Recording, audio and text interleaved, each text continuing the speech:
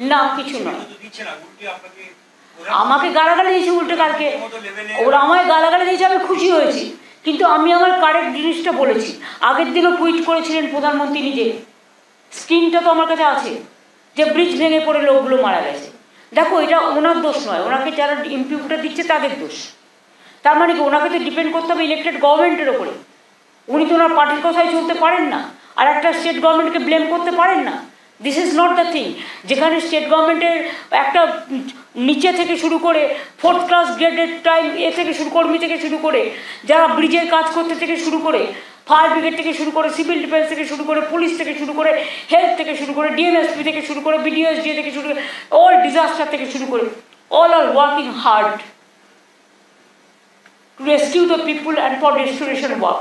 Then can he believe the only party report? Is it the proper time? Yes, politics, you have the time 365 days. But don't do the politics at that time of crisis. It is not a political crisis. It is a genuine crisis. It's a public crisis. It is a nature crisis. That you have to understand. যাবেন তা এটা তো সবাই মিলে করতে হবে, এই তো ঝান্ডা নিয়ে কেউ যাবে না। এটা নিয়ে কেন খগেন মুর্মু আর শঙ্কর ঘোষকে মারা হলো, বাধা দেওয়া হলো, এর কারণই তো আমি খুঁজে পাচ্ছি না। এই সময় তো সবাই যাবেন, পাশাপাশি দাঁড়িয়েও মানুষের পাশে দাঁড়ানো যায়। এই কালকের ঘটনাটা ওনারা কেন ঘটালেন, এবং ঘটানোর পরে যেভাবে ওনাদের মুখপাত্র জাস্টিফাইড করছেন এবং পুলিশ মন্ত্রী যেভাবে কন্ডেম না করে দোষীদের গ্রেপ্তারের নির্দেশ পুলিশকে না দিয়ে উল্টো দিকে বলছেন যে এমন না হওয়াই ভালো ছিল, সবাই মিলে করা উচিত ছিল ইত্যাদি ছিল।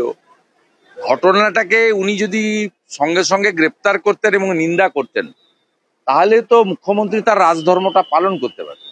মুখ্যমন্ত্রীকে আমি উত্তর দিয়ে দিয়েছি, প্রধানমন্ত্রীর উত্তর দেওয়ার দরকার নেই, অনেক বড় ব্যাপার, ওয়ার্ল্ড লিডার, তার জন্য বিরোধী দলনেতা না, আমি উত্তর দিয়ে দিয়েছি। আমরাও একটা আলোচনা করেছি, সিদ্ধান্ত নিয়েছি, আমরাও নর্থ বেঙ্গলে যারা মারা গেছেন তাদেরকে আমরা অর্থ সাহায্য করব, এবং আমরা নিজেদের যে ভাতা বেতন আছে আমরা সেটাকে কালেক্ট করছি, বিজেপির এমএলএ এমপিরা, আমরা সেটাও আমরা যে কজন আইডেন্টিফাই হয়েছে, এখন অব্দি 23 জন আইডেন্টিফাই হয়েছে, আমরা প্রত্যেক কেসের সংখ্যা যাই হোক 30 হোক 35 হোক, যেখানে গিয়ে আমরা চাই না সংখ্যা বাড়ুক, প্রে টু গড, আমরা এটা করব, এটা আমাদের মানবিক কর্তব্য, আর এখানে সবাই মিলেমিশে কাজ করা উচিত।